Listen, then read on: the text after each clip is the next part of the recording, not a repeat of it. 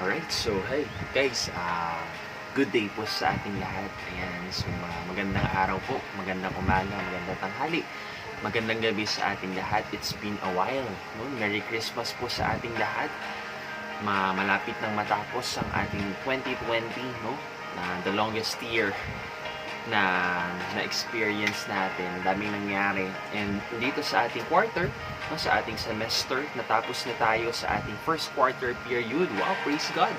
No, napakadami natin ginawa, napakadami natin natapos na lesson, and I hope no, meron kayong natutunan, meron kayong mga takeaways, mga learnings na pwede nyo i-apply, no, as you communicate every day, kasi napakahalaga nitong lesson natin.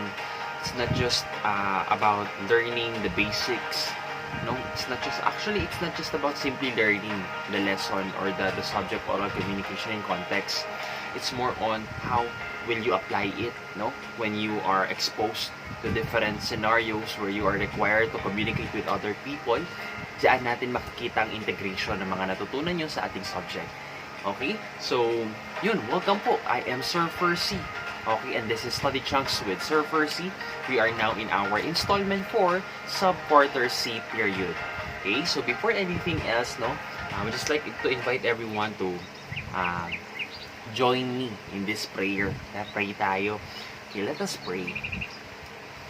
Lord of light and wisdom, grant us bright and intellect, a sound judgment and retentive memory. Help us to study patiently, orderly, and diligently, to develop our gifts and make good use of them, according to your will, as we commit ourselves to Veritas et Fortitudo, Prodeo et Patria. Amen. Yan. So, yun. Namiss ko kayo. Sana namiss nyo din itong ating study chunk videos, no? So, magkakaroon tayo ng panibagong sets of lessons po para sa ating sub-quarter C period. And this time, ako na yung gumawa ng ating module. Ayan. So, I was really excited na i-share sa inyo itong module na ito, itong mga lessons natin, as well as magkaroon tayo ng mga new study chunk videos, kasi this time, no, ako na yung gumawa ng ating module. So, sana ay meron na kayong copy ng module dyan bago tayo mag-start sa ating discussion. Okay, so pakikuha na ang ating mga modules.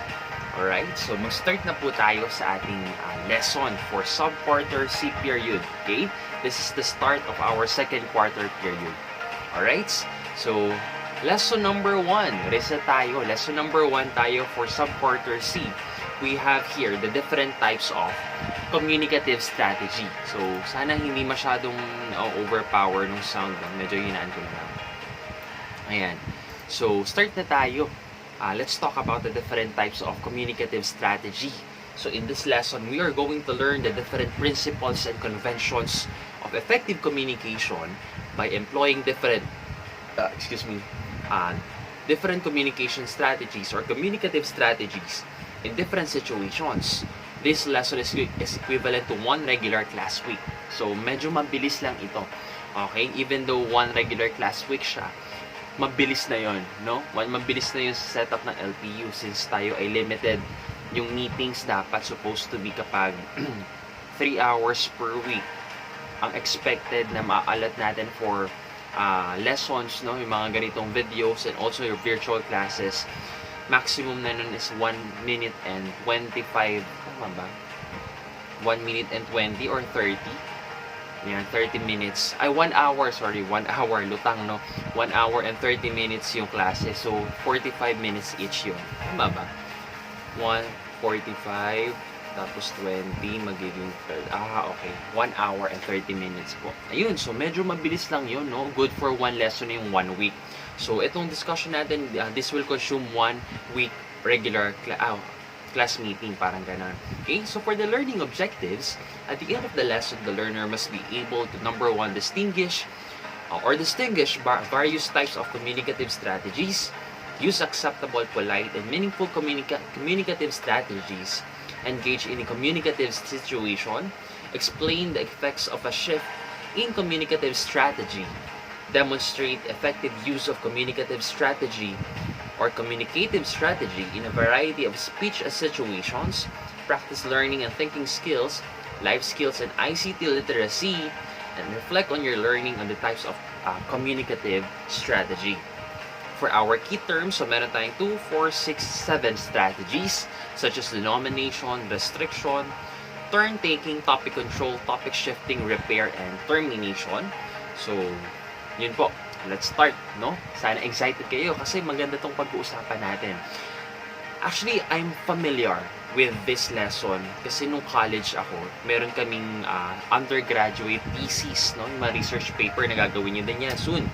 Pero nung college kami, or ako, no, meron kami, ang topic namin sa aming thesis, since ako po ay gumraduate ng journalism program, no, is about different communication strategies. Ayan, so, nung binasa ko yung content nitong ating magiging lesson, somewhat familiar, or somewhat related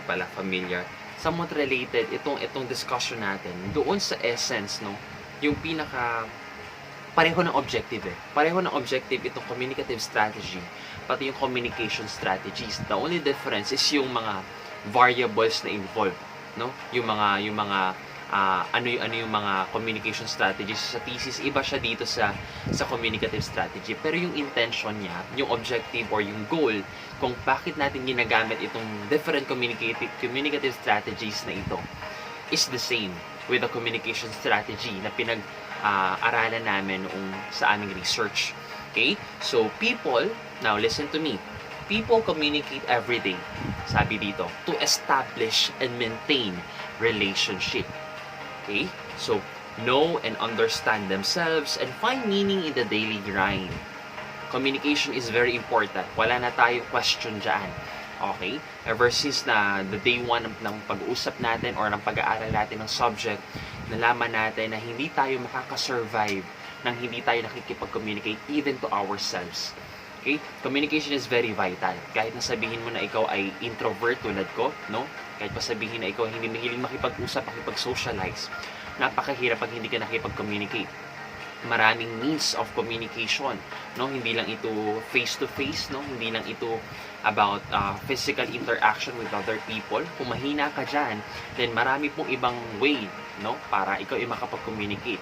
Kasi tayo ay social beings. Nasa nature na natin, okay, yung pakikipag-communicate. Nasa need natin, no? One of the most important need ng mga tao is yung belongingness and actualization. Ayan, kailangan makipag-communicate tayo para ma-achieve natin yung mga bagay na yan. Moreover, since humans, sabi na nga dito, are social beings who survive more effectively through sensible discourses. Ayan, sinasabi dito na it's very vital for survival that we communicate. Okay? We are always, sabi dito, they are always driven to learn the skills of creating and sustaining meaningful conversations.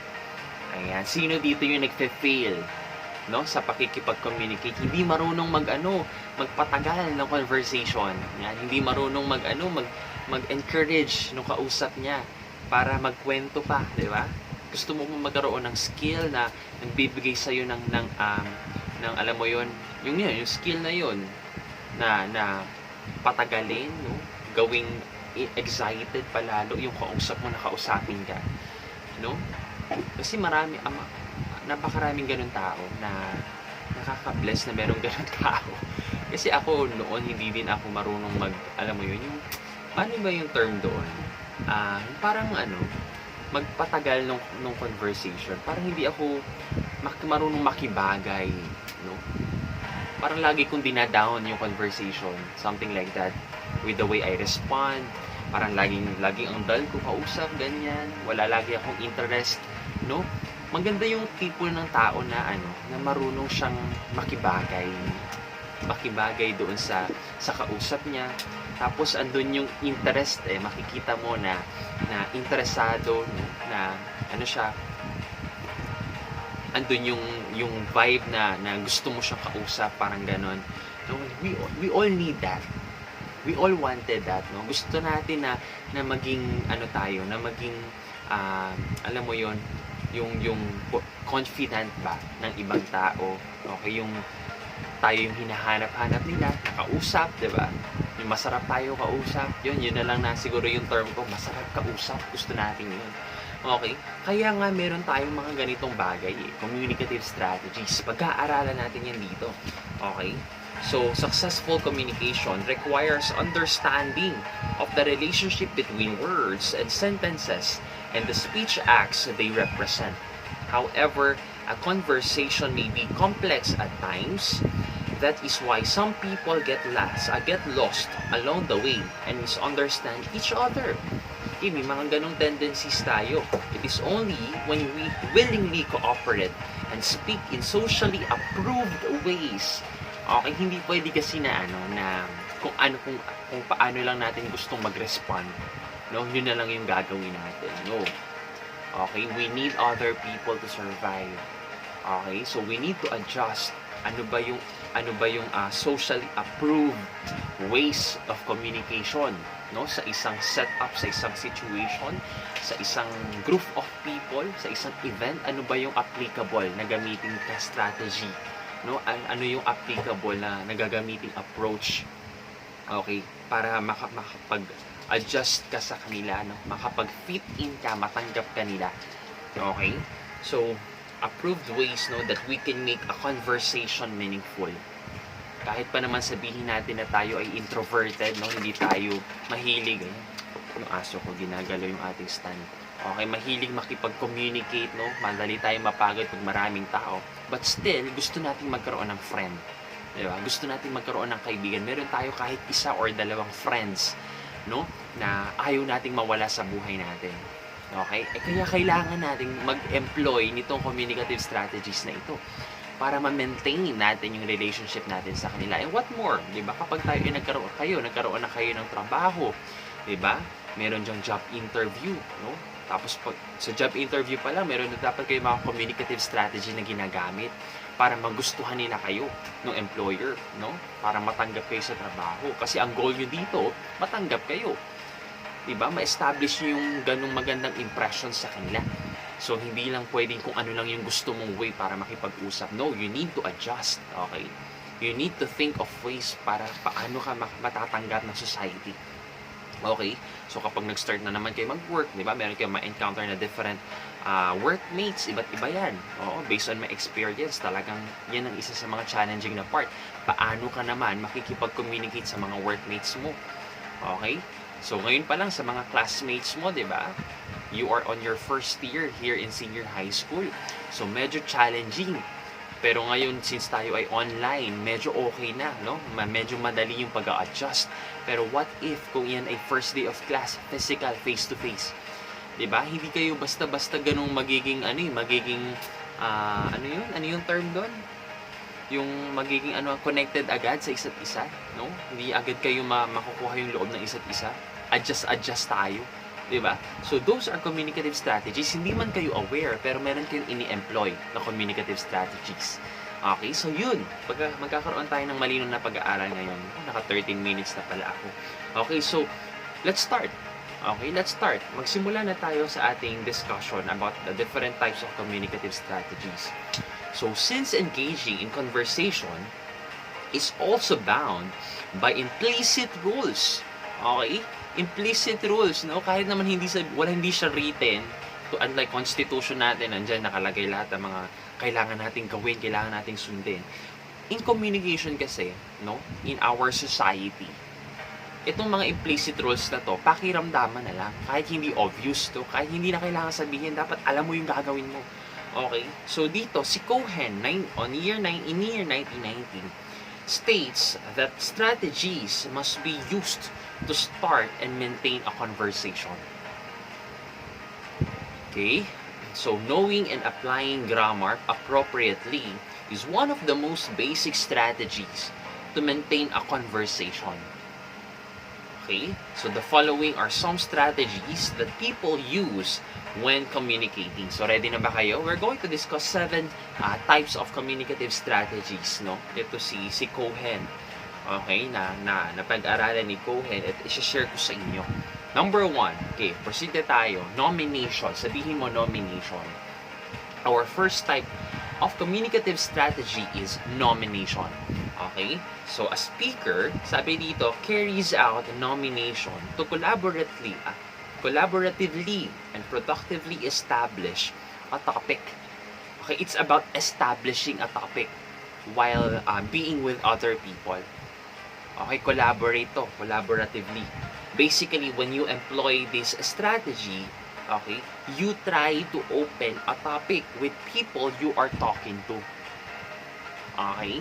So, when beginning a topic in a conversation, especially if it does not arise from a previous topic, you may start off with news inquiries, no, and news announcement as they promise extended talk. Ayan.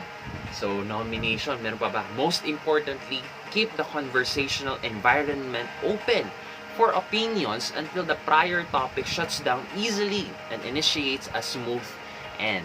Okay? So, this could efficiently signal the beginning of a new topic in the conversation.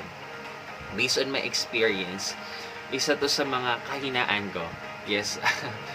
Sabihin mo, Sir Fercie, oral communication teacher, may kahinaan sa communication. Pero, dito ako na-challenge, no? Dito sa strategy na to, when you try to open a new topic, no? Lalo na kapag ang goal mo is maging ka-close mo yung kausap mo. Okay, kailangan hindi yan matatapos nang wala kayong na-establish na relationship, no? Hindi man lang kayo naging ka-close or hindi mo man lang siya nakilala masyado, no? With nomination, you are going to promote or produce a new topic. Propose pala. Okay? A new topic doon sa kausap mo. Dapat smooth, no? Halimbawa, kapag ang usual topic niyo, halimbawa, pag kayong mag-classmate, no? Magkaroon ng pagkakataon na kayo ay makapag-usap. Okay? Halimbawa lang, si student A tapos si student B. Mga tulad nyo, freshman din. Okay? Mga grade 11 din. So, gusto nila maging friends pero hindi nila alam kung paano nila masasabi. Hindi naman tayo ganoon eh. Sasabihin natin, "Oy, I wanted to be friends with you," parang ganoon. Hindi lahat ng tao ganoon. Say for example, student A, student B parehong mahiyain. Okay, pero gusto nila maging friends kasi silang dalawa na lang yung walang friends sa klase. Okay? So, for sure, ang unang pag-uusapan yan about assignment, no? Oy, ano ba yung assignment natin, no? Ano ba yung mga questions or ano ba yung pinapagawa ni ma'am, ni sir. Okay, yan dyan nagsisimula yan eh, doon sa mga common grounds, diba? Doon sa same field of experience. Okay, yan dyan maganda magsimula ng topic. Okay, pero kung ang intention mo ay maging kaibigan siya, okay, you will use nomination. Okay, sabihin mo, anyways, so isa ka ba nakatira? Something like that.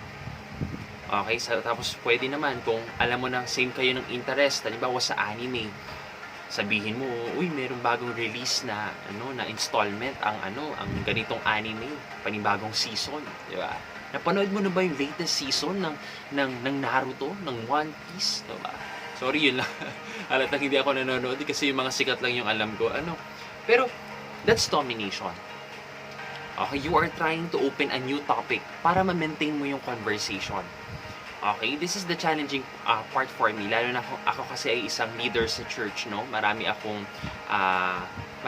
na-handle ng mga first-timers, no? Mga homecomers ang tawag namin sa kanila. And ang intention namin talaga is to win them. Okay, to keep them, not just to make them attend for the first time.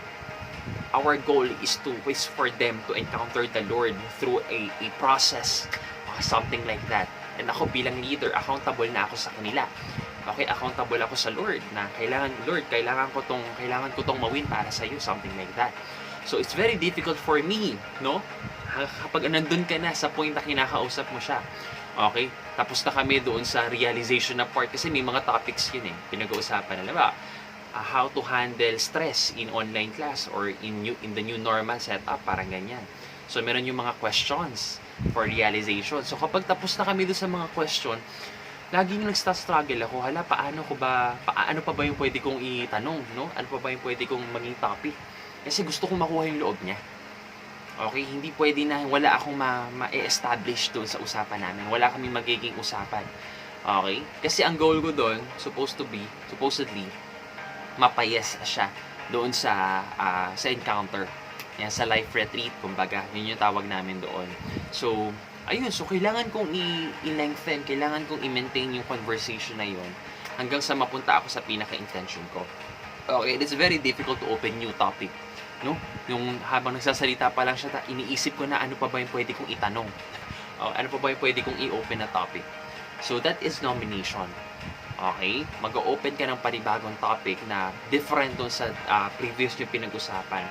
Okay? So, sabi dito, keep the conversational environment open for opinions. Okay? Pag mag-open ka ng new topic, wag yung ano agad, yung kinlose mo na agad. Okay? I-invite mo yung mga kasama mo. This is about collaboration eh. Sabi dun, collaboratively and productively establish a topic. Okay? Hindi ito magtatapos sa'yo. Okay? Nag-open ka ng topic para makasagot din sila. Okay? So, make sure na tama yung construction mo, noong grammar, noong sentence, no? Noong new topic mo. Doon to the point na makakapag-share din sila, no? ng kanilang sariling opinion. Okay? Uy, narinig mo ba yung balita na magkakaroon doon academic break ang LPU ulit this December? Something like that. It makes them excited eh. Okay? Maganda din yung mga ganong technique. Okay? Yung kapag gusto mong ma-maintain yung conversation nyo, make sure na yung topic na i-open mo ay makaka-relate siya at interesado siya. Okay? So, ganun ang ating nomination. Okay? It's about opening a new topic doon sa conversation nyo. Okay? Number 2, restriction. Okay, number 2 na tayo. Ako, naka 21 minutes tayo. Siguro magdadalawang videos tayo, no? Matapos tayo dito sa number 3. Okay, restriction, number 2. So, number 1 natin is domination. Number 2 natin is restriction. Restriction in communication refers to any limitation you may have as a speaker when communicating in the classroom or in a meeting or while hanging out with your friends. You are typically given specific instructions that you must follow.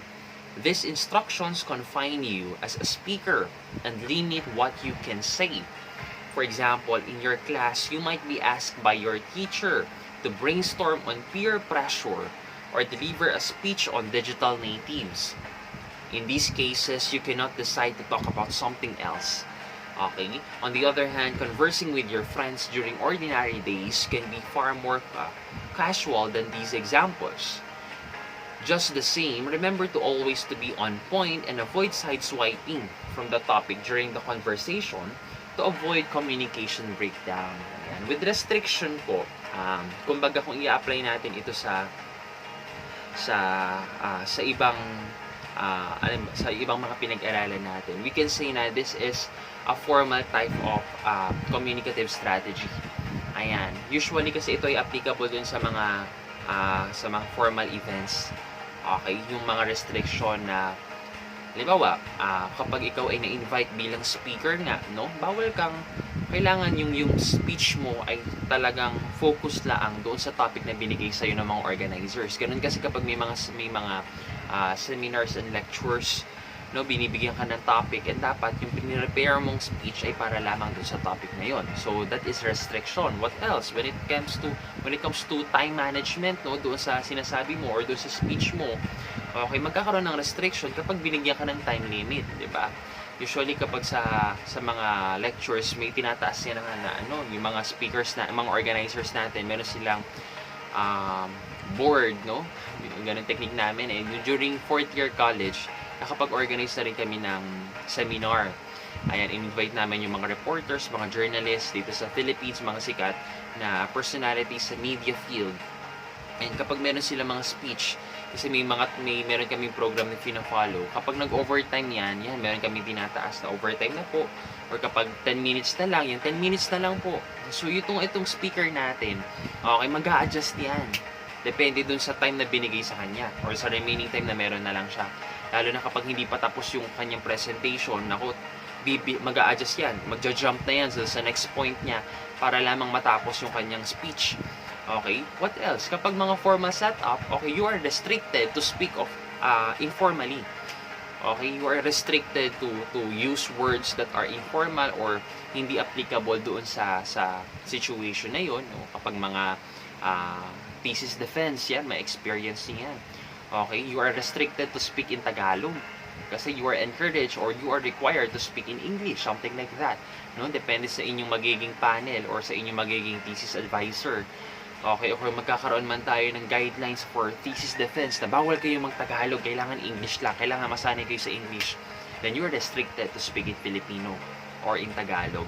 So that is restriction. What else? Kapag naman mga casual setups, no, nasa atin na yung implicit rule, no?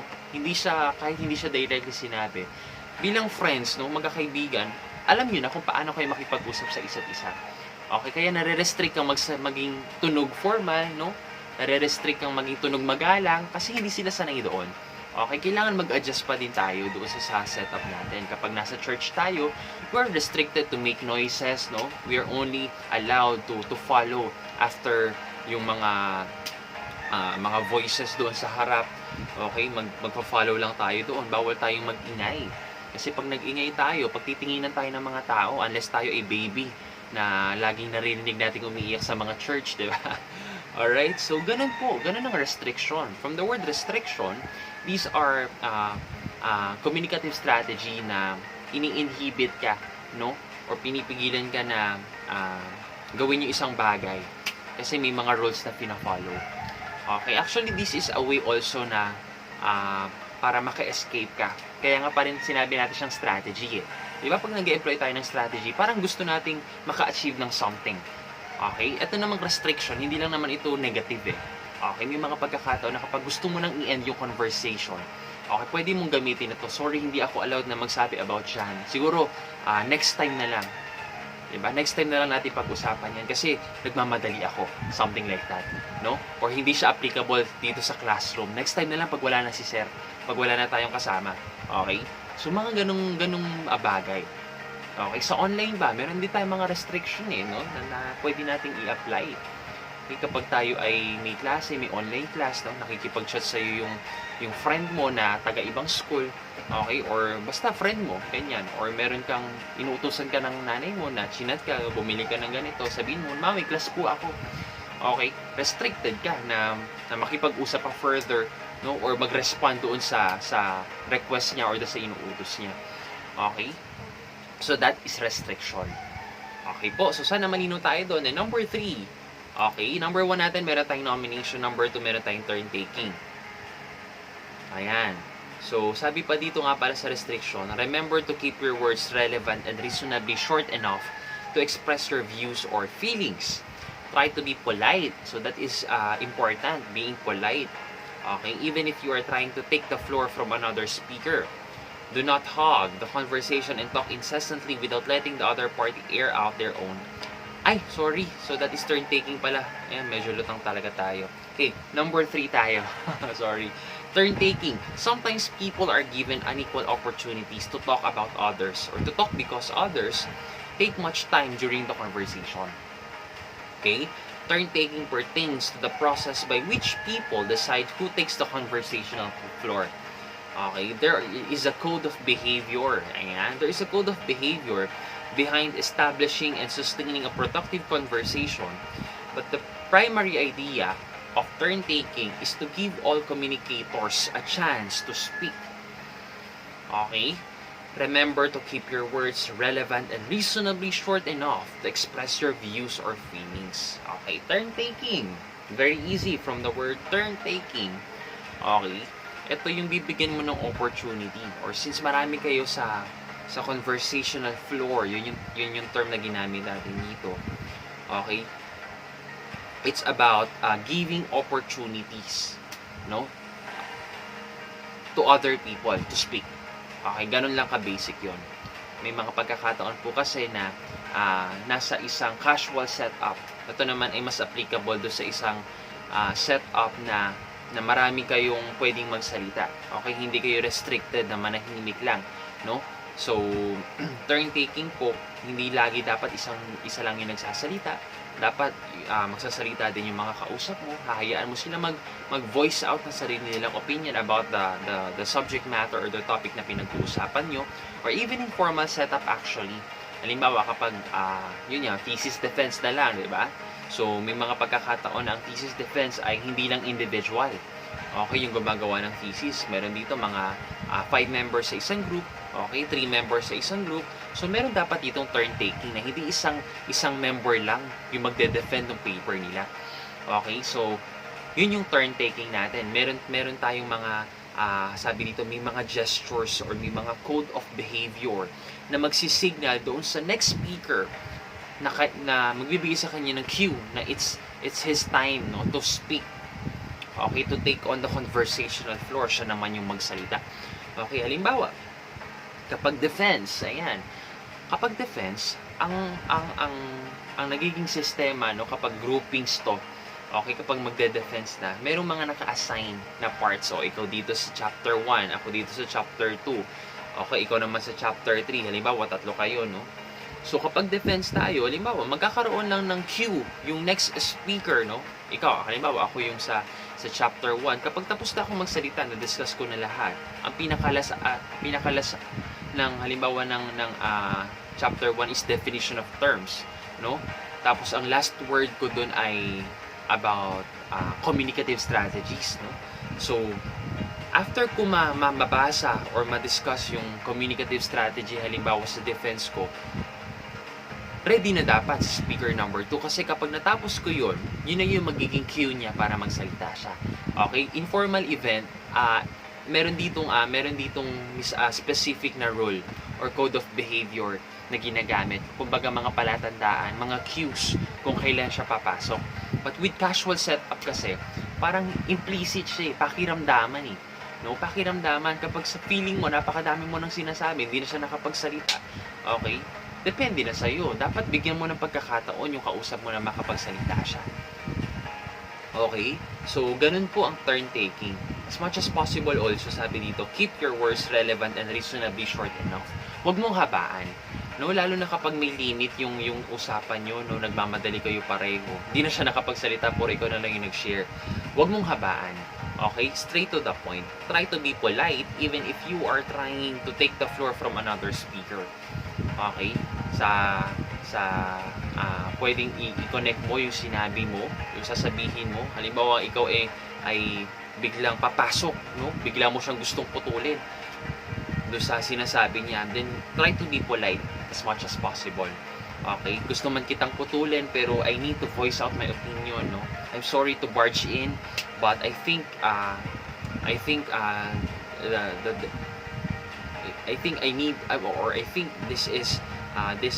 this is what happened, ganyan, something like that. So try to be polite even if you are trying to take the floor from another speaker. Do not hog the conversation and talk incessantly without letting the other party air out their own ideas. To acknowledge others, you may employ visual signals like a nod. Ayan.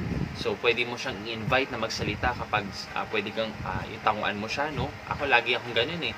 So, look at them, no? Or step back doon sa floor. Sabihin, tapos ka na. Okay, and you could accompany these signals with spoken cues such as, what do you think? No? Or, you wanted to say something? Yun na yung cue nila na sila naman. Binibigay mo na yung floor sa kanila. Okay, that is turn taking. Lalo na kapag wala ka nang maisip. So, communicative strategy na pa din siya, no? Kapag feeling mo ay kailangan mong uminom ng tubig, no? Magtatanong ka sa audience mo, something like that. Ako, nauuhaw na nga ako eh. Diba? Kaso wala tayong turn taking dito. Ako lang mag-isang nagsasalita dito. Alright, so, ayun, natapos tayo sa ating first video ng ating lesson number 1. I will be back for our second installment of study chunk video for our lesson number 1. So, ipatapusin na natin, no? Meron pa tayong remaining 4 communicative strategies. Okay po, so maraming salamat. I'm Sir Fercie. I will be back in our next video. I hope to see you there, no? Goodbye and God bless. See you!